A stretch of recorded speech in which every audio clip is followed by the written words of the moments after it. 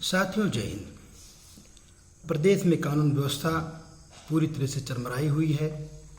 एक समय में योगी राज में इनकाउंटर का दौर चल रहा था और ऐसे लग रहा था कि सारे अपराधी मार दिए गए हैं। योगी जी भी कह रहे थे कि या तो गुंडे माफियाओं को मार दिया गया है या प्रदेश छोड़कर भाग गए हैं। लेकिन हर बात की तरह शायद ये भी सच्चाई के एकदम उलट था।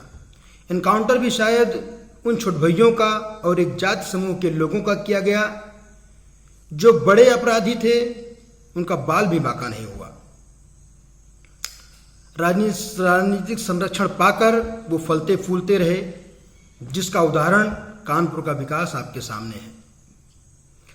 अगर हम ईमानदारी के साथ इन गंभीर अपराधियों पर अंकुश लगाते, जिनके ऊपर हत्या, बलात्कार और न जाने कितने गंभीर अपराध सिद्ध होने के बाद खुलेआम घूम रहे थे,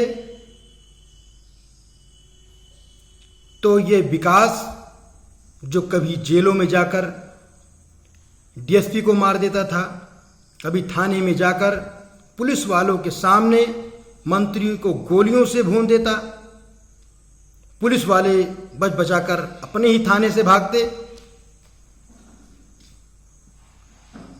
और जब कोर्ट में इसके खिलाफ गवाही देने की बात आती तो पुलिस वाले वहां भी मुकर जाते और वो कोर्ट से बरी हो जाता। इसलिए शायद उसने इतना बड़ा दुस्साहस किया कि 8 पुलिसकर्मियों को बेरहमी के साथ घेर कर मारा और उसे गोलियों से भून दिया। आज फिर वो गंभीर अपराधी पुलिस की पकड़ में है। पुलिस वाले फिर इसका एनकाउंटर नहीं कर पाए। उसके घर और गाड़ियों के रूप में उसके सबूत पहले ही मिट गए। जब पुलिस ने उसे पकड़ा तो ऐसे दहाड़ रहा था, अपना नाम बता रहा था कि शायद उसको पता है कि राजनीतिक संरक्षण प्राप्त होने के नाते और साक्ष्यों के अभाव में फिर वो कोर्ट से बरी हो जाएगा। मेरा सरकार से कहना है कि अपराधी कितना भी रसूख वाला क्यों ना हो, किसी भी जात धर्म का क्यों ना हो, समाज में रहने का उसका कोई हक नहीं है। अपराधी अपराधी होता है, उसका कोई जात, उसका कोई धर्म नहीं होता है।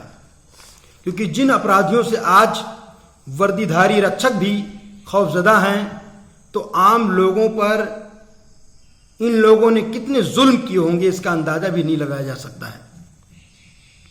और सही मानों में देखा जाए तो इन अपराधों के लिए सबसे बड़े जिम्मेदार हम लोग हैं। जो अपराधी होते हैं, जो इन्हें शय देते हैं, उन्हें हम अपना कीमती वोट देकर विधानसभा और लोकसभा में भेजते हैं। प्रजातंत्र में एक जागरूक नागरिक की तरह सरकार की नीतियों पर सवाल करिए। जहां आपको लगे कि ये सरकारें गलत कर रही हैं, तो उन्हें रोकिए भी, टोकिए भी। भले ही ये सत्ताधारी गद्दार और देशद्रोही बोलकर आपकी आवाज पर ताला लगाने की कोशिश करें।